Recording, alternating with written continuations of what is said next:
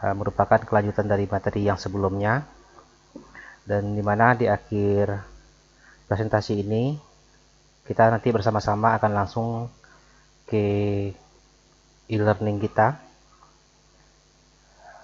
atau masuk ke Google Classroom untuk mengikuti pendalaman dari materi yang saya sampaikan, termasuk juga beberapa penugasan-penugasan yang perlu dilakukan, dan nanti ada batasan waktu yang harus dicapai sesuai dengan volume yang diberikan kepada saudara-saudara, karena seperti saya sudah sampaikan di awal, untuk mata kuliah digital forensik ini harus memiliki keseimbangan antara pemahaman pengetahuannya dan juga dengan praktisnya.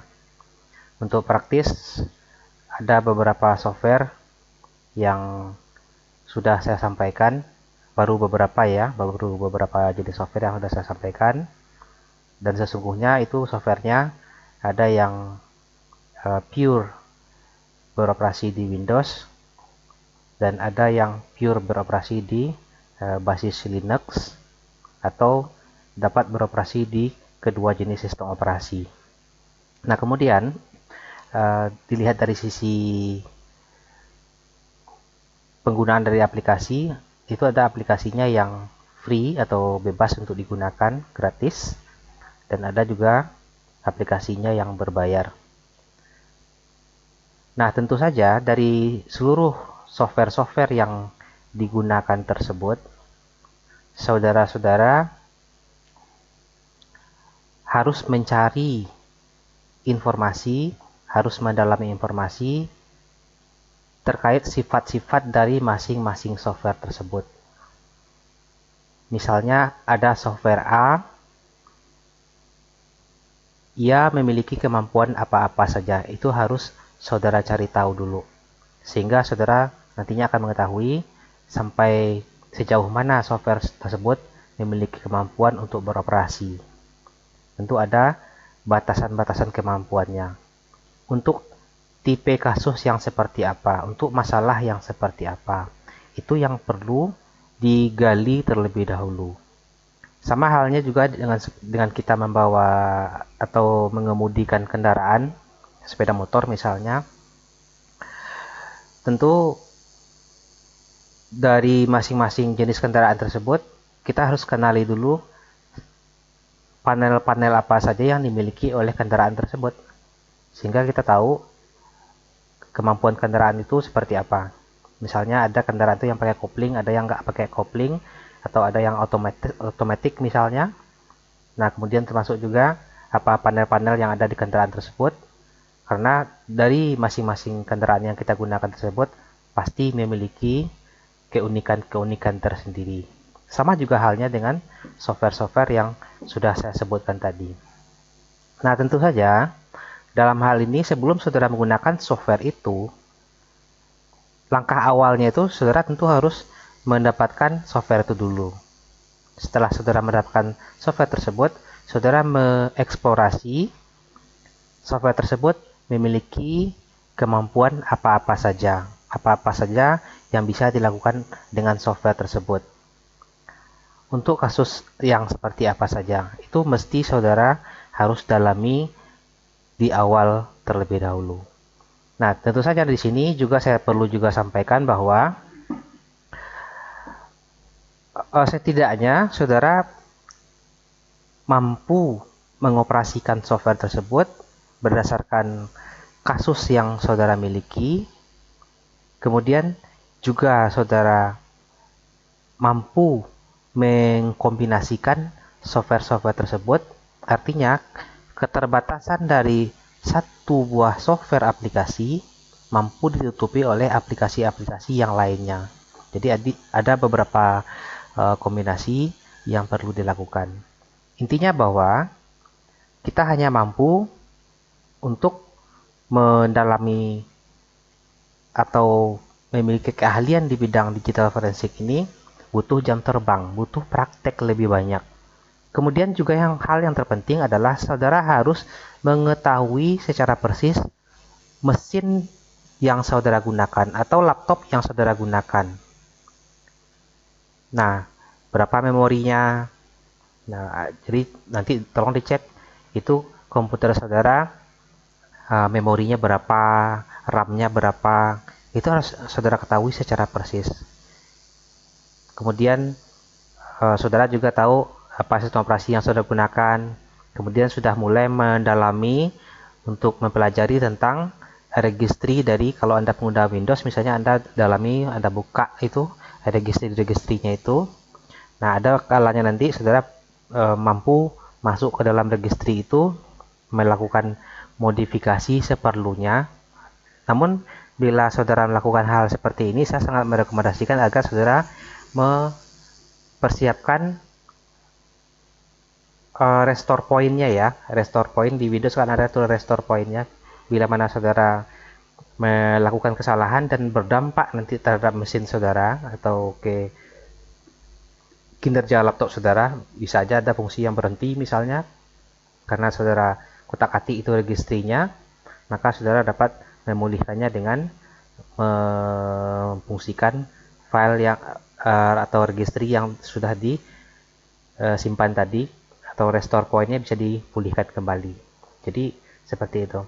Jadi kalau sejauh ini saudara baru sebatas menggunakan Windows untuk keperluan-keperluan sederhana, misalnya menjalankan aplikasi, membuka Windows Explorer, membuka menu-menu yang tersedia di sana, maka di saat ini atau mulai saat ini, mulailah masuk lebih dalam ke mesin saudara tersebut. Masuklah ke fitur-fitur yang ada di dalam sistem saudara tersebut. Misalnya masuk ke dalam registrinya, kemudian service-service apa saja yang berjalan di komputer Anda saat ini, apa service yang di-enable, apa yang di-disable, kemudian apa-apa saja service atau apa-apa saja aplikasi yang langsung dieksekusi pada saat komputer Anda dinyalakan pertama kali. Itu perlu Anda ketahui. Dan kemudian apa-apa saja software yang terinstall di laptop saudara, bisa saudara cek itu, sehingga nanti kalau ada sesuatu yang janggal dari fungsi sistem Anda, misalnya Anda melihat ada software yang terinstall di laptop saudara tanpa saudara pernah menyadari Anda telah melakukan instalasi atau tidak. Biasanya kalau kita tidak sengaja itu proses instalasinya itu terjadi pada saat misalnya kita mendownload sebuah aplikasi software, kemudian aplikasi software tersebut kita instalkan. Nah, karena tidak membaca dengan baik apa yang terdisplay di layar, instruksi-instruksi yang terdisplay di layar itu, kalau sederhananya sering saya lihat tuh orang menginstal main klik next gitu aja tanpa membaca apa yang tampil di situ. Akhirnya tanpa dia sadari ada aplikasi lain yang terinstall, padahal sesungguhnya dia nggak berniat untuk menginstal itu. Kebetulan saja karena software yang dia install itu memiliki semacam kolaborasi dengan aplikasi lain. Misalnya Anda menginstal sebuah software game, di situ juga ditanamkan aplikasi lain pada saat instalasi, yaitu misalnya ada browser khusus, atau misalnya ada antivirus, atau ada misalnya lagi malware detection misalnya. Padahal saudara nggak butuh itu, akhirnya terinstall lah. Nah, lambat laun saudara akan merasakan itu kinerja dari komputer Anda semakin melambat, atau Anda akan menjumpai ada aplikasi yang berfungsi dan menurut saudara itu aneh tampilnya, tanpa diminta dia tampil, kemudian dibanjiri iklan dan segala macamnya pada saat saudara misalnya menggunakan laptop tersebut, apalagi pada saat menggunakan browser tanpa diminta langsung dibanjiri oleh iklan-iklan, padahal saudara tidak pernah merequestnya dan tidak pernah menginstal sebelumnya. Nah, untuk itu tentu kita sebenarnya di dalam melakukan tindakan itu harus melihat dulu apa pesan yang muncul di layar monitor. Kita harus cermati bagian itu. Jadi kalau misalnya akan membahayakan terhadap mesin kita atau laptop kita atau PC kita, maka abaikan saja. Nah, jadi pernah dulu saya mencek sebuah laptop. Nah, laptop ini spesifikasi cukup tinggi, cukup boleh katakan ya kalau dari sisi harga ya sudah pasti harganya tinggi, memorinya besar, dan juga termasuk komputer yang pada generasi yang terakhir. Nah, tetapi kejadiannya adalah komputer itu sangat-sangat lambat sekali. Nah, begitu dibuka di aplikasi yang terinstall, maka dijumpailah banyak sekali aplikasi-aplikasi yang aneh gitu. Nah, dan juga tentu untuk uninstall aplikasi-aplikasi itu kita juga harus mengetahui, karena kadang-kadang ada aplikasi itu begitu kita install, nama yang terinstall itu berbeda dengan aplikasi itu. Nah, misalnya saudara contoh misalnya menginstal sebuah kamus online, misalnya kamus digital, kamus bahasa Inggris digital. Nah, pada waktu saudara menginstal itu, di displaynya bukan tampilan kamus, tetapi yang tampil itu adalah nama perusahaan pengembang dari software tersebut. Jadi, padahal saudara butuh kamus itu misalnya. Karena nggak tahu ini softwarenya apa, langsung di uninstall, akhirnya kamusnya hilang. Itu contohnya ya. Jadi, seperti yang saya katakan tadi, ya kenalilah dengan baik mesin yang saudara miliki tersebut. Nah, masuk ke sana. Tapi ini saya sampaikan pesan, ada masanya nanti saya akan menagih bagian itu. Misalnya, saya meminta saudara untuk mereport mesin yang saudara gunakan, misalnya apa aja aplikasi yang terinstall, kemudian registry Anda seperti apa konfigurasinya, supaya Anda buat dokumentasinya seperti itu. Dan saudara tentu harus mampu menjelaskannya. Gitu. Nah, kemudian misalnya ada perangkat lain yang terinstall ke laptop Anda atau ke PC Anda, itu di dalam registry posisinya di mana. Gitu. Itu perlu didalami. Nah, jadi sebenarnya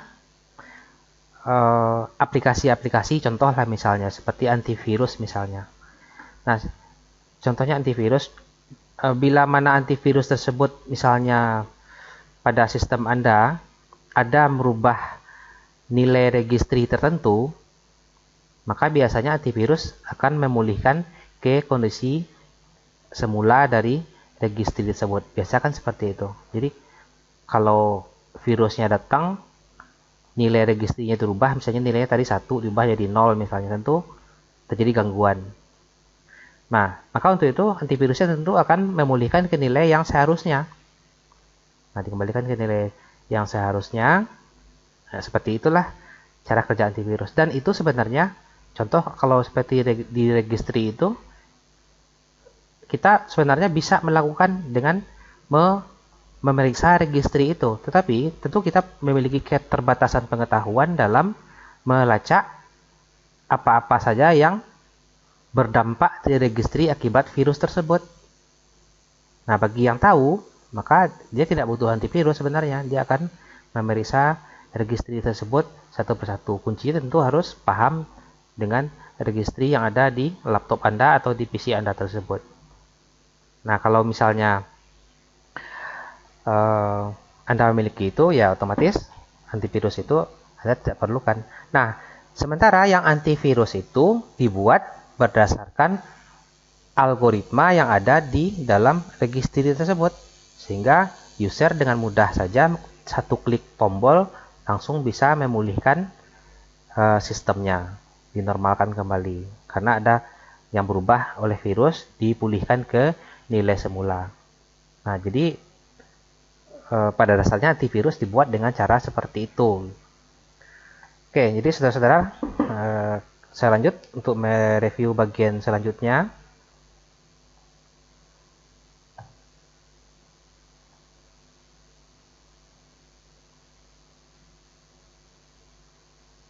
Nah, ini reviewnya ya. Nah, jadi di pertemuan sebelumnya saya sudah sampaikan bahwa digital forensik itu adalah cabang ilmu forensik. Nah, jadi kalau disebut cabang ilmu forensik itu seperti lazimnya kita tahu, seperti adanya kejadian pembunuhan misalnya atau tindak kejahatan lainnya dibuktikan dengan cara tertentu, dan kita biasanya mengenal istilahnya itu forensik, dan itu ada sering kita dengar dokter ahli forensik.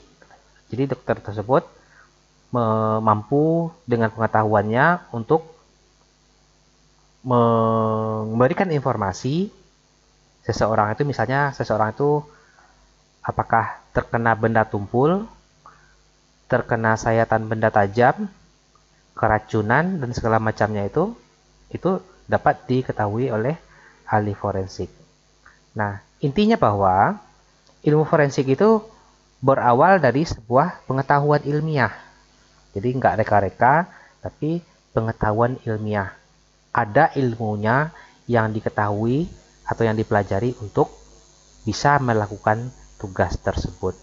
Seperti ahli forensik misalnya, dia harus dibekali dengan pengetahuan tentang anatomi tubuh manusia, kemudian lengkap seluruhnya sampai ke jaringan-jaringan saraf segala macam itu. Nah, itu pengetahuannya yang bersifat ilmiahnya. Nah, sementara dibarengi dengan tindakan praktis untuk menguji segala kemungkinan-kemungkinan yang ada. Nah, terkait dengan digital forensik, kalau di digital forensik itu juga merupakan adalah pengetahuan yang bersifat ilmiah. Dan cara kerjanya itu, aktivitasnya itu adalah yang pertama itu mengumpulkan. Jadi apa yang dikumpulkan? Yang dikumpulkan bukti digital bila terjadi kejahatan. Setelah data terkumpul, bukti-bukti dikumpulkan, maka dilakukanlah analisis. Tentu saja analisis tersebut menggunakan ilmu pengetahuan. Bahkan juga menggunakan tool-tool. Jadi beragam tool yang saya sebutkan tadi, dianalisislah dengan itu. Nah, hasil analisis tersebut selanjutnya didokumentasikan. Didokumentasikan sehingga diketahuilah ini hasil dokumentasinya. Dan kemudian yang terakhirnya adalah mereport atau menyajikan bukti. Menyajikan hasil yang telah dianalisis tadi. Disajikan dalam bentuk laporan, kemudian digunakan untuk kepentingan pengadilan. Jadi itu boleh dikatakan sebagai fase-fase atau tahapan-tahapan yang harus dilalui. Jadi ada beberapa peristilahan di dalam aktivitas digital forensik itu, mengumpulkan bukti, menganalisis bukti-bukti tersebut dengan menggunakan ilmu pengetahuan, dengan menggunakan tool-tool atau alat bantu lainnya, kemudian hasilnya didokumentasikan, dan yang terakhir disajikan. Disajikan kapan? Pada saat ada proses di pengadilan atau ada stakeholder yang membutuhkan, misalnya pengacara dan segala macam atau penyidik. Jadi intinya adalah proses pengadilan. Nah, tujuannya untuk dipelajari adalah untuk mengetahui apa yang telah dilakukan dalam tindakan kejahatan tersebut. Jadi ada sebuah kejadian terhadap misalnya sekumpulan data, apa yang telah dilakukan seseorang terhadap kumpulan data tersebut. Ngapain dia? Menghapuskah? Menyadapkah? Menyalinkah? Atau ada tindakan-tindakan lainnya. Dan kemudian dicek kapan itu dilakukan. Tentu merujuk kepada waktu. Jam, menit, detik, kemudian hari atau tanggal dan tahun. Dan siapa yang melakukannya? Tentu kita harus identifikasi sumbernya dari mana. Apakah dia melakukannya pada satu perangkat alat, misalnya pada laptop yang ada kejadian itu, atau dengan menggunakan saluran komunikasi data atau jaringan. Jadi siapa yang melakukan itu kita harus cari tahu. Kalau dari luar tentu ada IP address-nya dari mana, itu yang mesti dideteksi. Nah, kemudian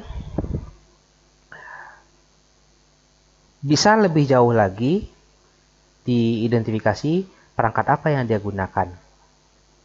Nah, demikian seterusnya. Nah, semuanya itu tentu membutuhkan pengetahuan kita terkait dengan aspek hardware, software, dan juga aspek humannya, aspek manusianya. Nah, terkadang dalam kondisi-kondisi tertentu, pembuktian-pembuktian itu kadang-kadang kita bisa mendapatkan barang bukti itu tidak melalui hardware dan tidak melalui software. Kita bahkan bisa mendapatkannya melalui manusia dengan berbagai macam cara yang dilakukan akhirnya dari manusia. Nah, kemudian istilah digital forensik itu secara luas digunakan sebagai sinonim untuk komputer forensik, tetapi telah diperluas untuk mencakup penyelidikan semua perangkat yang mampu menyimpan data digital. Nah, jadi semua perangkat yang mampu menyimpan data digital. Nah, ada kalanya di sebuah server, kemudian bisa saja di ponsel, di tablet, di kamera digital, kemudian di perangkat IoT, perangkat rumah berbasis digital, seperti misalnya televisi, kemudian CCTV misalnya. Dan kemudian media penyimpanan digital lain seperti CD misalnya, DVD, USB drive, SD card, kemudian hard disk eksternal, dan termasuk tape backup. Jadi banyak lagi. Nah, intinya bahwa dengan berkembangnya teknologi, maka perangkat-perangkat yang dijadikan sebagai barang bukti ini juga semakin bertambah. Karena makin banyak ragamnya, maka cakupan dari aktivitas digital forensik itu semakin meluas. Awalnya mungkin hanya sebuah PC saja yang perlu disegel sebagai barang bukti, berkembang. Nah, kita nggak tahu lagi ke depannya itu seperti apa gitu. Bisa saja dideteksi pergerakan seseorang misalnya dengan menggunakan koordinat misalnya, itu bisa dideteksi. Tentu ada data yang ditinggalkannya. Kalau misalnya handphonenya ada perangkat GPS-nya, tentu ada jejak-jejak yang ditinggalkannya, dan itu bisa ditelusuri. Dan tentu ada pihak lain yang dilibatkan, misalnya layanan komunikasi data misalnya, atau provider. Jadi seperti itu. Nah, dengan definisi yang luas ini, forensik digital juga meliputi hal-hal yang menyelidiki hampir semua serangan di dunia maya terhadap sistem terkomputerisasi seperti ransomware, phishing, SQL injection, denial of service, kemudian pelanggaran terhadap akses dari data, kemudian spionase, pengintaian. Jadi ya seperti apa ya, spionase itu seperti ini. Ya, seperti mengintai sesuatu untuk mencari celah kelemahan atau mendapatkan informasi tertentu. Kemudian dari situlah nanti akan dieksploitasi. Termasuk juga akun palsu. Akun palsu, jadi seseorang menyamar misalnya, dia membuat akun samaran sehingga targetnya atau korbannya langsung bisa percaya bahwa akun tersebut adalah misalnya mitranya atau temannya, misalnya begitu. Nah, buat akun palsu itu di penipuan yang ini kan juga cukup banyak. Terkadang juga dikombinasikan dengan social engineering, seperti di kejahatan digital yang sering kita dengar, kayak orang penipuan itu kan, dia nelpon misalnya. Dia nelpon secara random nomor-nomor, kemudian dia pura-pura kenal misalnya, dia nanya langsung gitu, lagi di mana katanya. Nah, masa lupa sama saya? Kenal nggak suara saya? Nah, di saat Anda menebak, dia langsung ngaku, oh iya, iya saya. Nah, kemudian eh, karena tertebak dan yang menebak itu merasa itu temannya, maka dia akan menjalin komunikasi secara intensif. Kemudian oleh pelaku kejahatan ini dieksploitasi, minjam duit misalnya, atau ada hal-hal lain yang dia bisa mengambil manfaat dari korbannya ini. Jadi seperti itu. Kemudian akses ilegal ke infrastruktur jaringan. Jadi mencoba masuk ke sebuah jaringan ini, sebuah jaringan komputer. Jadi masuk secara ilegal. Nah, untuk kepentingan tertentu. Jadi bisa saja menyadap data, mencuri data, atau ada tindakan lainnya yang dilakukannya. Kemudian serangan yang terkait dunia maya lainnya yang dapat menyebabkan kerugian yang bersifat komersial maupun reputasi. Lebih banyak ke ini kali ya, lebih banyak ke komersil.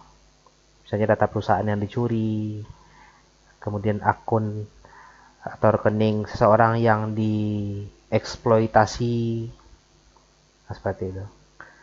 Kalau reputasi barangkali seperti menyebarkan berita-berita hoax misalnya untuk menjatuhkan nama baik seseorang dan sebagainya itu. Nah, saudara, penyelidikan digital forensik memerlukan penerapan standar. Jadi intinya tindakan yang dilakukan atau algoritma yang dilakukan atau metodologi yang dilakukan untuk penyelidikan di digital forensik ini tentu ada standar kerjanya. Standar kerjanya itu cukup ketat. Nah, tentu saja nanti kalau ada seseorang misalnya diawali dengan laporan atau pengaduan, kemudian tentu pengaduan yang dilakukan oleh seseorang sebagai korban ini, dia memiliki seorang ahli yang dimintanya untuk mendampinginya untuk membuktikan itu gitu. Nah, pihak tersangkanya tentu juga akan mempersiapkan hal yang sama untuk membuktikan dia nggak bersalah misalnya.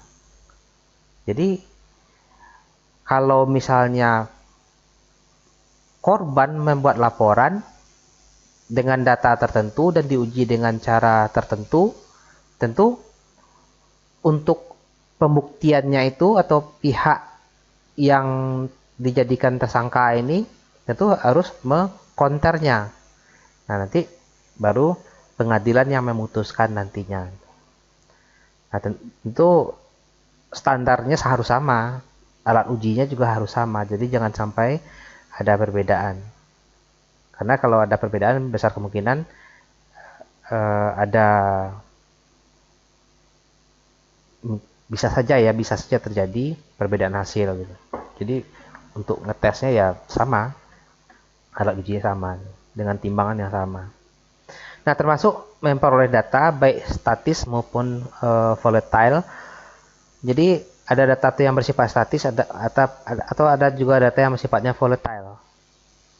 Nah, volatile, saudara barangkali pernah dengar istilah ROM dan RAM ya, read only memory, random access memory. Kalau data di dalam ROM itu sifatnya permanen dan data di dalam RAM sifatnya adalah tidak permanen atau sifatnya volatile. Volatile itu kalau komputernya nyala ya ada, kalau komputernya sudah dimatikan data sudah tidak ada lagi di sana. Tetapi karena riwayatnya data itu ada di sana, secara forensik itu bisa dibuktikan itu pernah ada. Kemudian menganalisis data menggunakan alat forensik yang diterima oleh pengadilan. Tentu pengadilan juga menetapkan alat ujinya harus ini. Kemudian mencari data yang dikumpulkan untuk menemukan bukti. Akhirnya menyajikan temuan ke pengadilan dalam laporan resmi. Tentu setelah investigasi dilakukan dan diuji sedemikian rupa, dapat laporannya dan dibuatlah laporan resmi. Jika prosedur ini tidak diterapkan dengan benar, dapat berisiko merusak atau menghancurkan bukti digital sehingga tidak dapat diterima oleh pengadilan. Jadi rusak ini artinya luas, bisa rusak secara fisik, bisa rusaknya secara logik. Kalau misalnya kita tidak menempuh prosedur yang benar. Nah, kemudian digital forensik itu dianggap sebagai cabang ilmu yang relatif baru dalam domain keamanan cyber yang menjadi semakin penting dengan maraknya kejahatan dan aktivitas ilegal di dunia maya. Artinya, teknologi berkembang tentu tingkat kejahatan juga akan terus mengalami perkembangan juga sejalan dengan itu. Nah, karena dengan perkembangan teknologi tentu ada pihak yang mendapatkan keuntungan dari sana dan ada pihak lain yang juga ingin mengambil keuntungan dari orang yang beruntung tadi. Nah, terjadilah berbagai macam tindakan untuk mengeksploitasi orang yang beruntung tadi oleh pihak lain. Tentu kalau dia ingin mendapatkan sesuatu yang menguntungkan dia atau pihak pelaku kejahatan ini, agar dia dapat melakukan aksinya itu, tentu dia harus memiliki ilmu yang setidaknya setara dengan korbannya. Kalau korbannya ilmunya lebih rendah dibandingkan dengan pelaku kejahatan, itu udah pasti dengan mudah dia lakukan aksinya. Nah, tentu sekarang misalnya ada teknologi yang lagi berkembang misalnya. Anggaplah teknologi yang berkaitan dengan data gitu. Termasuk masalah security dan segala macamnya terkait dengan data tersebut. Nah, tentu untuk bisa mendapatkan data tersebut, pihak pelaku kejahatan harus memiliki ilmu yang mampu mengatasi sistem keamanan tadi dengan berbagai macam cara. Nah, boleh katakan ya, dia harus memiliki ilmu juga gitu. Jadi nggak untung-untungan, bukan berarti tanpa pengetahuan langsung dia mencobakan gitu aja, nggak bisa. Harus juga memiliki ilmu itu. Jadi kalau ibarat dalam film silat itu lebih kurang sama seperti ada aliran putih dan ada aliran hitam. Nah, dibandingkan dengan ilmu forensik tradisional, ya kalau dulu pembuktian itu kejahatan itu kan cek DNA, tes darah, sidik jari. Nah, sementara yang digital forensik itu boleh dikatakan bahwa itu bukanlah sesuatu seperti pembuktian yang seperti DNA, tes darah itu. Nah, dan juga istilahnya bukan disebut sebagai ilmu yang boleh katakan ilmu yang matang. Sifatnya sangat dinamis, berkembang secara cepat. Nah, fakta bahwa ilmu ini berkaitan dengan perubahan cepat dalam lingkungan komputasi. Selain jangkauan di banyak disiplin ilmu, jadi nggak bisa berdiri sendiri. Jangkauannya seperti berkaitan dengan sistem hukum, penegakan hukum, manajemen bisnis, teknologi informasi, dan sifat internet yang tanpa batas. Nah, sehingga menjadikan digital forensik itu sebagai ilmu yang sangat menantang dan yang membutuhkan pengembangan berkelanjutan atas metodologinya. Metodologi itu adalah urutan atau langkah kerja gitu ya untuk melakukan aktivitas forensik itu. Alat atau tool yang kita gunakan. Kemudian tentu ada payung hukum untuk melawan beragam kejahatan dunia maya yang baru muncul. Jadi ada semacam kolaborasi seperti itu. Nah, kemudian dari sudut pandang teknis, tujuan utama dari digital forensik itu adalah menyelidiki kejahatan yang dilakukan dengan menggunakan perangkat komputasi seperti komputer, tablet, ponsel, atau perangkat lainnya yang dapat menyimpan dan proses data digital, mengekstraksi bukti digital darinya dengan cara yang sesuai kaidah forensik dan disajikan di pengadilan. Jadi untuk melakukan tindak kejahatan itu kan perangkatnya ya biasanya kan komputer, tablet, ponsel, atau perangkat lain yang dapat menyimpan. Ya cukup banyak sebenarnya alat-alat yang mungkin untuk itu. Tapi setidaknya 3 jenis yang pertama ini sudah cukup mengakomodasi, ini yang paling dominan, komputer, tablet, dan ponsel. Nah, kemudian tujuan digital forensik dapat dicapai dengan cara berikut. Yang pertama, menemukan bukti hukum dalam perangkat komputasi dengan pola kerja berintegritas yang dapat diterima pengadilan. Nah, tentu kita sudah dapatkan bukti dalam perangkat komputasi itu, dan tentu pola kerja untuk mendapatkan bukti tersebut atau metodologi yang kita gunakan termasuk juga tool itu yang harus dapat diterima oleh pengadilan. Kemudian yang kedua, memelihara dan memulihkan bukti setelah diterima di pengadilan melalui suatu prosedur teknis. Jadi barang bukti harus dijaga, dipelihara, kemudian memulihkan bukti. Jadi memulihkan itu lebih kurang, misalnya ada data yang terhapus, dipulihkan kembali. Nah, kemudian tentu ada prosedur teknis yang boleh dilakukan agar diterima oleh pengadilan. Kemudian mengaitkan suatu tindakan ke pelakunya beserta entitas yang terlibat, baik langsung ataupun tidak langsung. Nah, kalau saya ilustrasikan, misalnya ada sebuah tindak kejahatan fisik lah di kehidupan sehari-hari. Saya ambil contoh. Nah, misalnya ada sebuah kejahatan, tindak kejahatan atau tindakan kriminal dilakukan, misalnya seseorang melaporkan dia kecopetan gitu. Nah, kemudian kejadiannya adalah di simpang XIZ misalnya, jam sekian. Kemudian modus operandinya adalah dengan cara diganjel. Jadi ada orang jalan misalnya, kemudian seseorang mendadak misalnya pura-pura jatuh di depannya, akhirnya seperti seseorang itu tertahan jalannya gitu, diganjal gitu, sehingga dia dalam keadaan panik seperti itu, ada seorang lagi dari belakang gitu merogoh kantongnya atau dompet dari belakang, diambil gitu. Nah, jadi sehingga pihak kepolisian nanti akan mendalami, biasanya yang melakukan pola kerja seperti ini adalah kelompok si ini gitu, yang langsung tahu gitu. Nah, jadi mudah untuk dibuktikan gitu. Kalau beroperasinya di area itu adalah kawasan si ini, katanya bisa gitu. Jadi lebih cepat untuk membuktikan sebuah tindak kriminal. Nah, sama juga halnya seperti itu. Jadi ada sebuah kejadian misalnya, pola kerjanya seperti apa, nanti akan dikenali, berarti ini adalah, atau ada yang dianggap sebagai ini pihak yang pantas untuk dicurigai gitu, melihat pola kerjanya. Nah, kemudian yang keempat, mengidentifikasi kebocoran data dalam suatu organisasi.